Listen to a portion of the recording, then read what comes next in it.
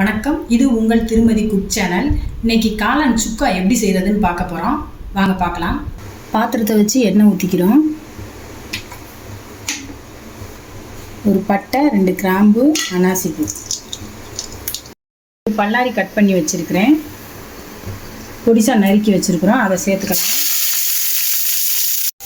வெங்காயம் நல்லா வதங்கணும். வெங்காயம் நல்லா வதங்கிருச்சு. 2 ஸ்பூன் இஞ்சி பூண்டு பேஸ்ட்டு சேர்த்துக்கலாம். பச்சை வாசனை போகிற அளவுக்கு நல்லா வதக்கிக்கலாம்.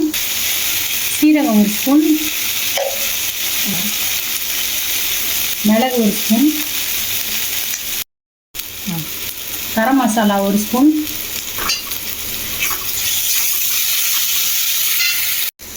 மிளகாத்தூள் 1/4 ஸ்பூன், தக்காளி கட் பண்ணி நறுக்கி வச்சுருக்கேன், மஞ்சத்தூள் 1/4 ஸ்பூன், தேவையான அளவு உப்பு சேர்த்துக்கலாம். சுத்தப்படுத்தி வச்ச காளானை இப்போ இதோட மசாலையோடு சேர்க்குறோம். சுக்கா செய்கிறதுக்கு தண்ணி தேவைப்படாது. காளான்லேயே தண்ணி இருக்கும், வேக வேக அதுலேருந்தே தண்ணி வரும். தண்ணி ஊற்றாமலே பாருங்கள் இதுலேயே எவ்வளோ தண்ணி இருக்குன்னு. இப்போ சுக்கா ரெடி ஆகிக்கிட்டு இருக்கு.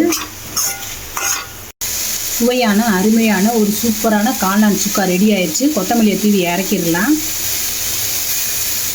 பாருங்க, உடனேயே சுவையான சூப்பரான சுக்கா கம கம வாசனையோட ரெடி ஆயிடுச்சு. சாப்பிட்டு பார்க்கலாம். காளான் சுக்கா